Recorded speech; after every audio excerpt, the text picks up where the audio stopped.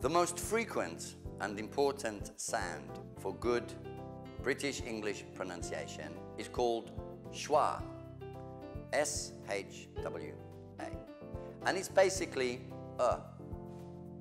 You have to try that, A cup of tea, there are two, because A is and of is of.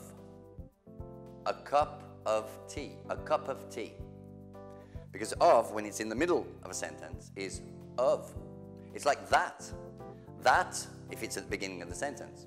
But if it's in the middle, it's that. The man that works there. The man that works there. This is called Schwa. And it's extremely used. It's extremely frequent. It's in most sentences. Banana. Two Schwa. Banana. Banana. Twice. When the R is the last letter in a word in English, forget it. Pretend it's not there. Unless it's connected to another word, but that's just an exception. Water. Schwa. Water. The water. The water. The waiter.